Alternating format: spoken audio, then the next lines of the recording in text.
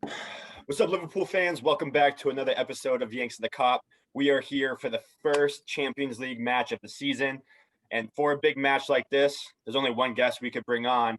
It's our boy Grizz from LFC DayTrippers. Grizz, thanks so much for coming on, brother. How you doing? Yeah, I'm doing good, man. Not too bad, man. You don't need to mention, man. Say, thanking me, man. It's cool, man. All part and parcel of the LFC family, man, worldwide. Love it. Absolutely. LFC Anytime. family everywhere. And always joined by my brother, Andrew and Mahomie. How we doing, lads? I'm feeling good. I'm excited for tomorrow. Yeah, I just want to give a round of applause to Wahomie, the persistence to get Grizz on the show. I absolutely love it, man. No, man. Definitely, man. Proper soldier you got there. Proper soldier. Love it. We got a lot to cover today. I want to get right into it. Before we get into the actual pregame with Ajax, I think we got to address the elephant in the room, and that is the diagnosis on Virgil van Dijk's ACL injury. We talked about this when the transfer window ended. If something ever happened to Virgil, we might be in big trouble. And now we're going to see the mentality and the resilience of this team. I mean, Grizz, I want to start with you. I mean, thoughts on the injury? Do you feel like we got to find somebody to replace him now? You know, what's going to be the strategy going forward? It's a shock to everyone, wasn't it? It's mad shock. It's everything a Liverpool fan would have dreaded. You know, we were talking about it all transfer window and sort of weighing up our options and sort of seeing if it should be enough cover. And I think Klopp came out today in the press conference and said, look, we've got three awesome centre-backs. And then we had Fabinho as cover. And then we had 2 or 3 youngsters. So in any normal situation, a club thinks that's enough, you know, so that's the way they looked at it. But it was just devastating, man, devastating. I'm sure all of us, everyone is the same. Well, forget us, we're sort of on the outside. You're hearing Ginny in the press conference today, how down he sounded, man, and how deep this is, man. But listen, and I've said it, we've said it on our shows as well. Look, if anyone can raise the spirits, if anyone can make us come back even stronger, it's Jurgen Klopp. We got the best man at the helm for this situation. All that stuff, man, siege mentality, everything going against us, the media going against us, the whole game against Everton, sort of in terms of the narratives behind the VAR and everything. Listen, it's a chance for the others to stand up. And look, strategy-wise, you know, I'm going to leave the strategies to the big man himself, man. You know, there's no point trying to get into his brain and try to work out how we think we're going to do it. We can give our opinions and ideas, but I'm pretty confident he's got something sorted up in his head alongside Pep Linders, man. We've got the best people at the helm to sort of take us forward from here. Yeah, no, I completely agree with you. But I mean, I know James Pearce already came out and said he wouldn't be surprised if, Liverpool do some sort of addressing on this in the January market. Andrew and Wahomie, I mean, I have a list of guys that I would take a peek at. You know, what do you guys think? Do you think we have to go with a big name signing, or are you guys comfortable maybe giving one of the youngsters a shot as well? No, I mean, for me, I just want to say for number one, he's definitely going to be out for the season. And I don't think that we should by any means rush him or make him feel like he's rushed to get back. I want him back 100%. You know, I want him actually back stronger. A lot of times this can happen with an ACL. You actually come back stronger. Your knees are much stronger.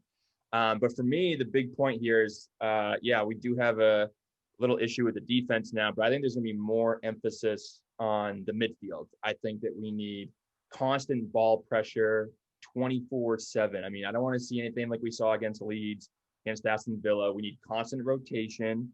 We need to keep these guys fresh. Guys like Naby Keita, Jordan Henderson, Oxlade-Chamberlain, who's obviously injured right now. But, you know, some of these guys have picked up some injuries in the past, so we got to keep them fresh. And we have probably the best controlling midfielder in the world in Thiago Alcantara. So we're going to need him and Henderson to dictate the tempo in the possession of every game. So I think that's why, mainly the Thiago signing is so huge, because he's going to have a lot of pressure on his shoulders in the midfield now, especially with Virgil out. I'm just thinking, like, I read earlier today that because of the foreign quota, we need to sell a foreign player before we can bring in someone that's foreign. So they might limit. Because I think we struggled as well to get offers for Shaqiri and Origi in the summer. So acceptable offers as well. So I think like I know that Piers mentioned Ben White, but I think that Brighton are going to want 35 million for him. So there's going to be like a premium to get him. Yeah. So I think it's going to be very hard unless they get like I looked at the free transfers as well. There's not really anyone that's really free on that list that you can really go for. So I have a sneaky feeling that Klopp will just stick with what he's got. If he can keep everyone fit, Matip, Gomez, Rubinho, he'll stick with what he got to the summer. But what about Mariappa in Watford? I think he's a free agent now. He wasn't that bad. He's he's a good fourth stringer. Yeah, I mean, my problem is you can't rely on Gomez and Matip to stay healthy. I mean, Matip came back for one game and he already had to get a scan on his knee again. Like that's the biggest concern I have. And are you going to trust somebody like Reece Williams to go play next to a undisciplined defender like Joe Gomez? Like I'm super uncomfortable with that. And Billy the Kid, like I love him. He can win a header, any day he wants. But he's still super raw too. So like I love Gomez and Matip. I think that they're still one of the best defensive, center back pairings in the league. But my question is how, like, it's only going to be a matter of time until these guys pick up knocks and they're going to be out a couple of weeks. Well, let's just say we need some good luck, like we've had some bad luck up to January. That's the way to look at it. I mean, it's true. I mean, we've got the worst luck with this bit. Maybe we can get some good luck until January.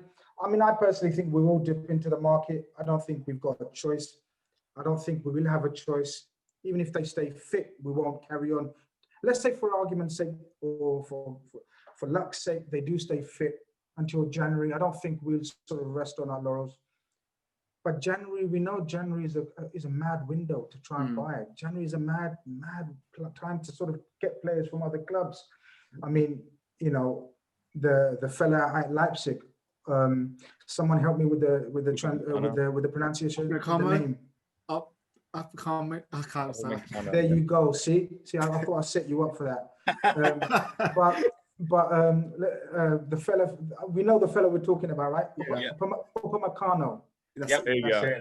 So the fellow Upamecano, I mean, I know we've got eyes on him, but again, that he was one of the reasons why we kind of took a risk this year, so we can secure him for the 36 million release clause next summer. I mean, that was our target, that's our plan. But to bring that forward in January is not easy. It's not, if Leipzig are still in the Champions League, if they're still in the Bundesliga race, they're not going to want to sell one of their main assets in January to us. Do you know what I mean? And we really won't want to pay, because if we can get him for 36 million a few months later, why should we pay 50 million, 60 million for him? Even though needs may must. So I think personally, just a hunch at the moment. Personally, I think we'd probably look to get a loan signing in for short term, and then go big on Upamecano in the summer, which would make more sense. Because it's not more so, as you say, and I know you said, Stephen, that you said it's a sort of a fourth choice, but, how often will that fourth choice play if we're looking to sign him? Do you know what I mean? And if it's only until we're getting someone like Upamecano in the summer. So I think we may look at a loan, but not the Stephen Colker type loan, like a better quality loan, I know we all remember the Stephen Colker, but I think he'll be someone like a loan signing who's durable, reliable when we need him, just to play basically and be ready. Because that's it. That's the problem we've got. None of our centre backs seem to be ready and durable. Even Lovren, when he was here, he played for a month and then missed 2 weeks, and then So we're probably going to. I think the best option at the moment, unless we go all out for Upamecano in January. But I don't know. I don't see. Grizz. I mean, I think that we can be contenders for the Premier League title without a signing in January. I think we can rely on like the Fabinho, the Gomez, and the Matip, and maybe one of the youngsters coming in. But I think if we want to really contend for Europe, we're going to need to sign somebody in January. I don't know if it's Upamecano, maybe it's somebody else. I don't know, but we're going to need to have like a decent sign-in that can come in and fill the void of Van Dijk, just because he is such a big miss, especially. Yeah, I mean, I agree with it. The only problem I have with going out and get somebody in January is, like Grizz said, it's a crazy window anyway. All the prices are always more expensive. But then going on top of that, every single club in Europe knows that Liverpool needs a center back. So they're already going to tag on extra pounds there, just knowing that we have to do something. So even a guy like also to realize that a lot of teams are hurting, a lot of clubs are hurting from the pandemic. So a lot of teams might need the money. I think one of my concerns as well is the fact that with Van Dijk out, who's going to be leading the press from centre back? Because Gomez, Matip, and Fabinho aren't vocal. They're not really organised as leaders. So who's going to be organising the defence and shouting at Trent or Gomez or to say like get in line or move up? Adrian. I think that's a concern for me. Is the fact that we normally have those leaders, Alisson at the back, then Van Dijk, then Henderson, and then let's say Marnie. They're starting the press. Yeah. So who out of the centre backs is going to really be doing that? Be organising everyone to press forward, shouting at midfielders, and that's my concern that we'll lack that leadership in that defensive area. Yeah, I mean, I agree. But when it comes to the Premier League, I 100% still think that we're contenders regardless of the Van Dijk injury. I think I had us as favorites, and now I think it's just wide open. I think it's just going to be a matter of who's playing well at the end of the season, who can go on that long stretch of winning games. But let's get into the Ajax game. It's looking like Thiago and Matip are both out. Huge misses for that. I got word that Nat Phillips as well as Reece Williams are traveling. I saw some pictures of them with the team today. So we got to assume that's going to be Gomez and Fabinho at center back. Should be an interesting match. This is a new look Ajax squad. A lot of the guys who were on that semifinal team are now gone, and they have brought in some pretty solid players. But Grizz, what are you going to be keeping an eye out for this game? And being at Ajax, what are some of the storylines and some of the things you're keeping an eye out for? It's a difficult one to see, to read into, because as you said, they've just had like a fire sale since even. What year did they reach the 2018-19 season where they reached the semi-final? So, right. So even sort of under 2 years in that time, they've sold so many of their stars. But this is Ajax, man. Ajax are the excellence, the school of excellence when it comes to producing new talent, and they've produced new talent. They've still got David Neres there. I don't know how.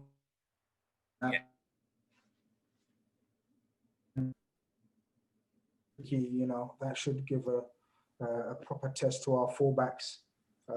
They brought Klaassen back, a very experienced member of their team, and Onana I rate Onana very highly as one of the best keepers around. Chelsea were very much interested in him as well. So look, Ajax, they've got a brilliant left back, and the name's so hard to pronounce again. It's the Tagliafico. I think I made it great. Yeah. So hey. There's some decent players there, man. So we're going to have our wits about us. But I think we should have enough, and I think we have got enough. Everyone's sort of obviously bemoaning the lack of Thiago and Matip, but Matip, I think we're going to have to kind of accept that he's only going to be able to play once a week. Do you guys remember Ledley King from Spurs? Yeah, Ledley King. It's going to have to be that. We're just going to have to wrap him up in the most amount of cotton wool and just get him through a game, and then just leave him alone. Don't even let him train until January, man. Just play matches for us, Joel. That's all you got to do. Yeah. So, but yeah, look, we've got enough. We'll have returning of Gini, who's going to be hungry. I saw him at the press conference today, and he was really motivated. You could see he was focused, and you'll have the likes of Naby to come in as well, and Milner possibly. So we've got enough to handle Ajax. But it's not one of those that you underestimate Ajax just because, as I said, they've lost the players, but they're the best at producing new talent. So it's going to be a game, but I don't think, especially without the crowd Ajax there, because Ajax are one of those clubs just like ourselves, that have got a rich history, especially a mad fan base, an absolute mad fan base, and that stadium gets rocking when it gets going. So without that, we should be able to tame them, and if we keep up the same energy levels that we showed against Everton, then our talent will definitely shine through, in my opinion. Yeah, no, I agree. I mean, my mentality going into this game is very similar to my mentality going into the derby, and that is I want to see a reaction. You know, everyone's pissed. Yeah, everyone's pissed off with what's happened, and Pickford just getting off easy with no punishment at all. They're going to want to go out and just start flying, and you know, send a message to everyone that we're still a very good team. And it's one of the things I'm keeping an eye out for when it comes to Ajax is their front three. You know, they have a pro with Tosun up top. You know, he's still a solid player. He can bang some bodies. So I think especially Gomez and Fabinho, they're gonna have to be ready for a physical match. But like you said, Grizz, they have two young guys who are showing to be very, very good. They have a young Brazilian, Anthony, who plays on the right wing, very similar to Salah, left foot. He likes to cut in. He has 3 goals in 5 games for them already. And then they have another midfielder. I think his name is Mohamed Kudus in the midfield. He's 20 years old as well. He's already getting comparisons to Clarence Seedorf. So no, they're going to be young, have some energy, but I think our experience in the squad, I think that's going to take us over. But Andrew, Wahomie, what are your guys' thoughts on that? So I like this matchup because Ajax like to play football. They're a football playing side. They're not just going to sit back and let us attack. So I think that this is just going to come down to the midfield for us. I think, like Grizz said, we're going to expect a big game from Gini Wijnaldum. Obviously, he looks like he's lost his spot to Thiago. So I would expect him to just come out of the gates flying. And then Naby Keita, I mean, he has to show up in this game for me. I know I've been critical of him over this season, and Connor had some words for me last week, but I expect a big performance from him. I want to see YouTube Naby. This is the perfect game for him. Let's make it happen. I think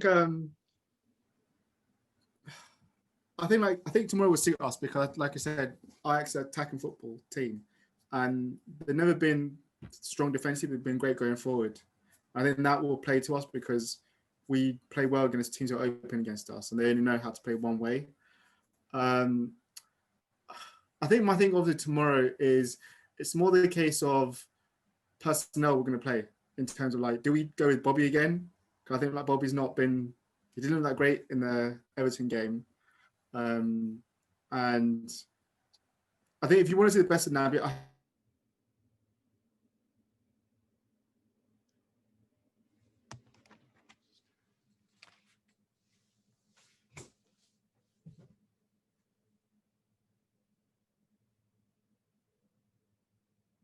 but when he's on the left-hand side, he hasn't got to cover Robbo and that Omani because they're quite more defensive-minded. So I think like I don't know why we won't trust Virginia on that side and then play Kate on the other side.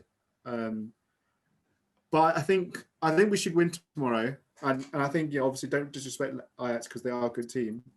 But I think it's just figuring out the personnel, and that's why I was wondering like with this Van Dijk thing, would we go to a 4-2-3-1 formation to keep us more solid? Because we did practice that in pre-season, but then Klopp's never so far this season shown the inclination to play it.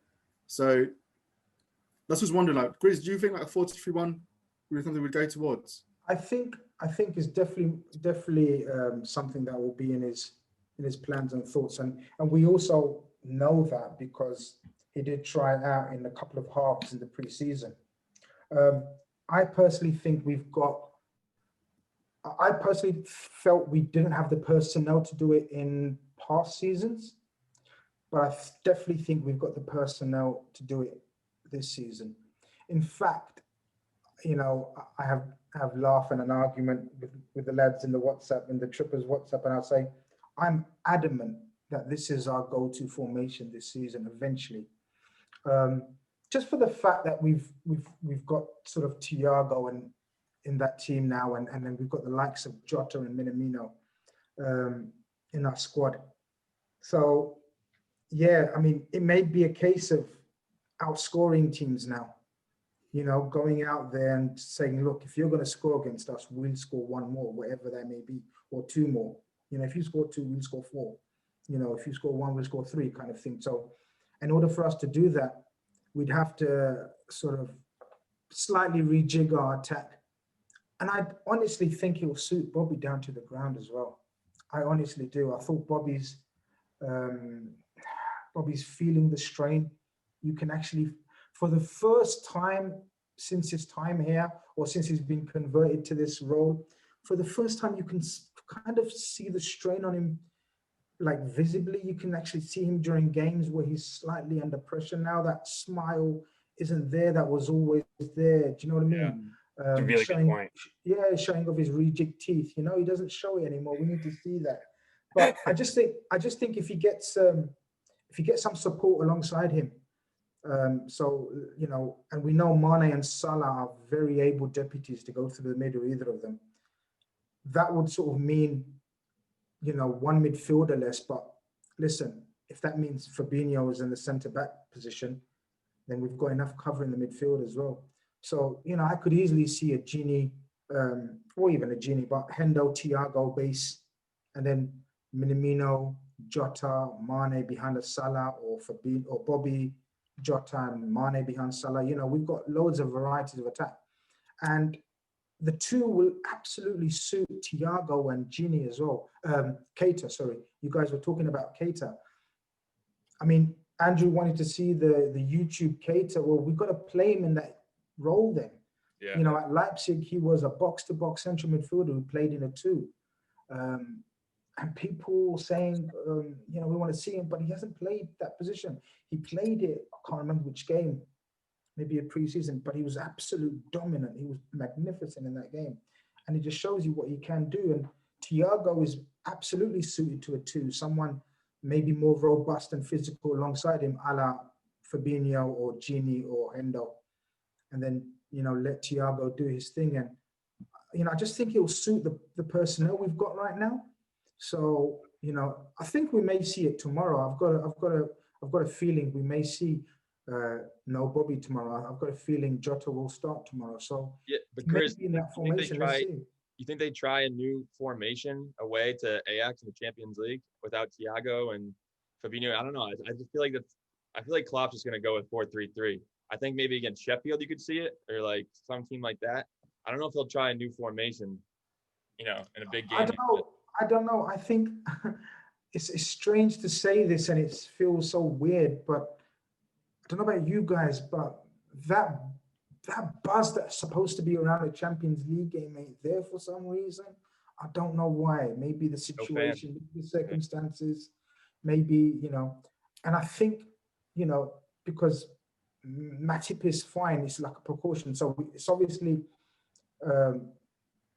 it's important, but it's not more important than the game against Sheffield. You know, and that's what Klopp's shown by resting, not even taking Matip. Because if it was the game of the week for him, he would have taken Matip. Matip would have played. Agreed. But he's realized, look, I need to make sure we get right in the league, because say what we want a back-to-back league title. Yeah. Champions League, yeah, man, we've been there, seen we there, do. done it, but a back-to-back league title, and then, you know, we can all retire if we want. That's me done. Well, the one thing I'm kind of curious about, if we do, I agree. I don't think we're going to change formation tomorrow. And I do want to get to the midfield three, but when it comes to Bobby, if we do go to a 4-2-3-1, I mean, the way he plays the 9 role now, he ultimately playing a 10. When you look at his average, like, positioning on the field, he's behind Salah and Mane. And I'm almost feeling like if you go to a 4-2-3-1, have the double pivot, put Bobby in the 10, and then you have Salah, you know, Mane and Jota, that's going to take all the pressure off him to score goals. And it's going to really allow him to focus on the things that he does well, which is pressing defensively, you know, getting involved in the attack on the creativity side of things. So I'm kind of curious that maybe not short term, but long term, you know, that could be a potential solution, especially with how, you know, Jota's looked coming off the bench for us. He looked really solid. Homie, what do you think?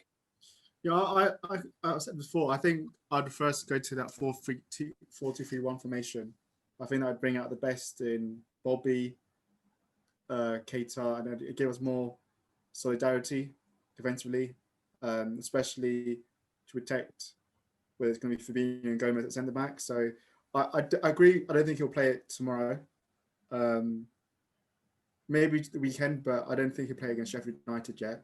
But I do think eventually we should go to that formation, and we should be playing that, because even when we did it last season for, like, was it 11 games we did it? We looked solid. you know, we didn't score as many goals, but we looked solid, and you know, and we looked difficult to beat in that formation. He did, obviously, I know he didn't play against the big teams in that one, but it did work for like a good run for us. So I agree. Yeah, I think this season we've got a better personnel to do it more effective. So I think it would bring out the best in Bobby, because it'd bring him back to the Hoffman days when he was playing as a 10 anyhow. Yeah. So yeah, I think we should go for it. I mean, ultimately, I think really the biggest question that we have going into the game tomorrow is what is going to be Klopp's pick for the midfield three. I don't know why. I really hope it's going to be Henderson, Gini, and Keita, but I just have this inkling that he's going to go with the guys that he trusts for the press, and I think in my opinion it's going to be Hendo, Gini, and Milner. I just think, especially with Van Dijk being out, he's going to want that extra leadership, and Milner's just work rate, his leadership next to Henderson. I think that's something that he's going to value a lot, because I don't know how concerned he is about us scoring. I think we're going to get goals against this team. It's just more of a matter of, can we not make the mistakes defensively?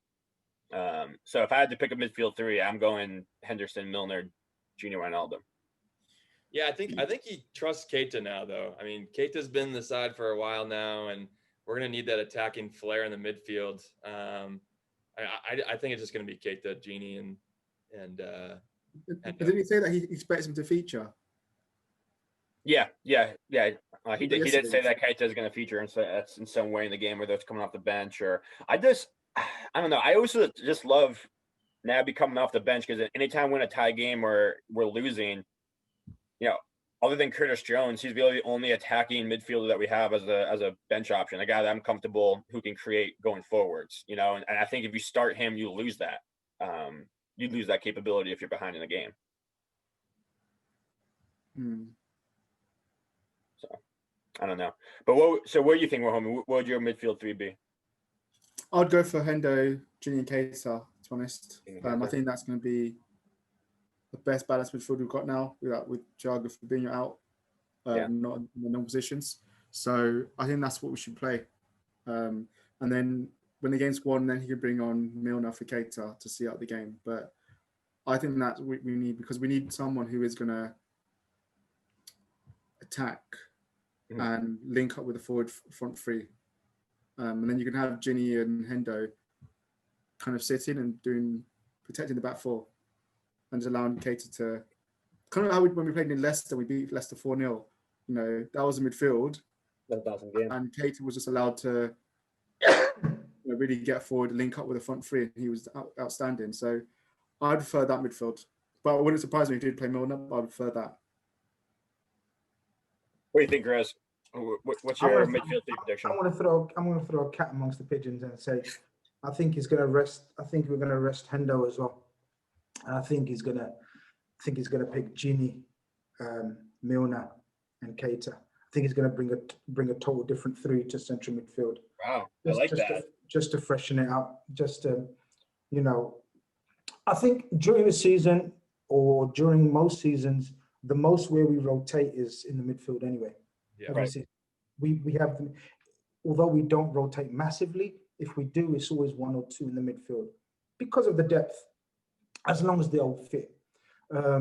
So yeah, Naby needs game time. I wouldn't be surprised if Naby, needs to, because he had a very good preseason. It's just, look, we talked about luck, but our luck's been something else, man. I mean, he looked so good in preseason, and then the excitement with Thiago joining as well, and we were on a high, man. Going into the season, it was going to be some special season. We see glimpses of Thiago against Chelsea, and we think, whoa. Then a major glip against Villa. But listen, every team has a glitch or blip, call it what you want. But yeah, tomorrow I think he's going to look for like fresh legs to make sure we harass the shit out of Ajax, who are overall a young team. I know they've got some experienced players, but in an experienced team at this level as well, you've got to remember, they're going to be slightly in awe of us. We can dress it up how we want, but we do intimidate teams. So Obviously, it's going to be less intimidating for them without Virgil, but I'm pretty confident we can keep the ball away from them for long periods. And when they do have it, that's why I think this three will be the most energetic right now. Totally fresh, haven't played in a little while, and just hungry dogs, man. Let them loose on the Ajax midfield. Do you think Klopp brings back heavy metal football? I think we may have no option but to, bro. Yeah. I think we may have no option but to. Yeah, it may have to be, man. It may have to be sort of, you know, let's see what you've got against us. You know, we've got the fight. Listen, I've always said we've got the firepower to match any team if we want to play like that. It's just we chose last season to bring another bow to our arrow. You know, we arrow to our bow, I should say. Yeah, there it is. We got there. But listen, we decided to bring control and poise and composure to our game. And it surprised even us. I mean, how many of us said, whoa, the way we kill off games when we take a lead is good night. The other team ain't coming back. So we brought that to our game. Our mentality will be even stronger. And firepower, we've added to that firepower, man. Guys, we talking the 17-18 Liverpool, where we scored all those millions of goals. We've got all them players plus Jota and Thiago now and Minamino. So if we were to sort of resort to all-out attack like your PlayStation games and just press that button, we can do that as well. So we can switch it up. So yeah, man, as you say, Andrew, I think we may have to go all-out attack, man. I'm ready to run through a brick wall right now, man.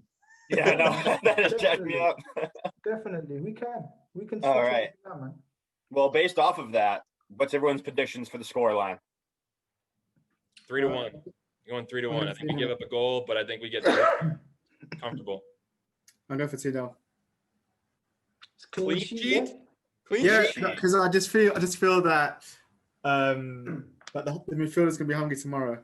I think like we'll do enough with the ball to keep it away from them. And Ajax a good team. I don't think they've got as many threats to really hurt us as we should be winning that game and winning that comfortably. To be honest, is controlling the game. So that's why I'm going for 2-0. Grizz, what you got? I was going to go 3-1, but to be different, I'm going to go 4-1. Yeah, 4-1. Just to be different, because now I've just realized the amount of attackers we've got on show in the squad, and we're going to be hungry tomorrow. I think we're going to surprise. It's not a surprise because we will expect us to come back stronger and come back hard after the last game and everything. So yeah, I think we're gonna put on a show for the rest of Europe to see, how dare you doubt us and do you forget who we are, kind of thing. Do you know what I mean? So your eyes of Europe will be on us. How will we perform without Virgil? Yeah. We're brilliant in those times. We're brilliant. Let me ask you this, guys: How do you think our center backs line up? Do you think Fabinho sides with Trent and Gomez with Robertson, or vice versa? I think it's going to be Fabinho next to Robertson and Gomez. I just because Gomez is used to playing on the right side, so keep him on that side. Yeah, I'd probably agree with that as well. But I'd probably agree with that actually. Yeah. Yeah, it's difficult to say. I think it may be the other way around. I think Fabinho may play on the right side and Gomez on the left, because you got to remember Fabinho's not a natural centre back. He hasn't played there much, but when he has played there, just 3 times he's played there every time on the right side. Yeah. Whereas Gomez has played both in his career. So if you was to take a risk, you take a risk with the established centre back as opposed to one that's not played there much. So I just think, it may be the other way around, but I think Fabinho would go with Trent's side. I mean, you got to remember Robbo's that talker now in that back four. I can't remember, one of your brothers talked about who's going to be the organising leader. Yeah. It's going to be Robbo, man. It has to be Robbo. Robbo's going to be the one that's sort of constantly chirping away at them, and Gomez, I think, needs someone to be chirping in his ear at the moment the time, because he's not playing his best football, So if you want to put him up against Trent, who's also not playing his best football at the moment. You know, you're asking for trouble. So I think Fabinho is a calmer head, even though he's a less experienced centre-back, will sort of slot in there. But we'll see tomorrow, I guess. Yeah, he's much more disciplined, and his positional awareness is definitely superior to Gomez's. So I totally understand that. My prediction, I'm going to go 3-0. I'm getting bold with that. You know, Adrian, he's due for a clean sheet. Let's be honest. He deserves one after all the hate he's been getting. But I'm not going to go into the goal scorers. But the one thing I will say is that Trent has a history of when he gets told to come outside after Wan-Bissaka does anything, he does something spectacular. So I will say that Trent's going to do something spectacular tomorrow. Keep an eye out for that. But before we wrap up, there was 2 other kind of breaking news stuff I wanted to get to. Number one, Harvey Elliott. He's going out on loan to Blackburn. All signs looks like it's a great move. Wahome, I know you and I were looking at this tweet earlier about the in-depth that Liverpool goes into when they were showing Harvey Elliott why they wanted him to go to Blackburn. I think it's going to be a great move for the lad. Going to get a lot of good minutes in a really competitive league. And from all reports, he's going into a system that fits his playing style. So I'm really excited for him, and hopefully that can lead to him developing and, helping the team next year. Yeah, I think that the good thing what Liverpool do is the extensive analysis they do and the detail they go into it. So they properly planned it and looked at everything, discussed with the player. So, they're making sure that this is a good move from him. So it's not just, we're just sending him on loan. So I think he needs the games. At 17, he needs the minutes. I think he should come back stronger next year. Because there are times when I felt when we were playing him this year, he looked like a 17-year-old. Still learning his trade, still not knowing when to do certain movements.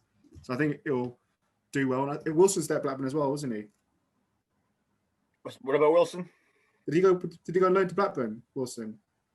No. I haven't seen that. I've not seen that yet. Maybe that's a different team. Oh, yeah. So I think he'll do well there with the style of football Blackburn play.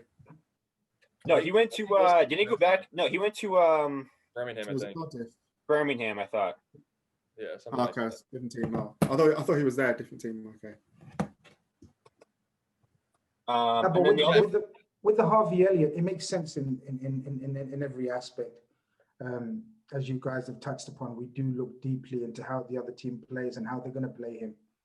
And, they play a very similar system to us as well, which has been looked at. He's been promised game time, which is what we needed.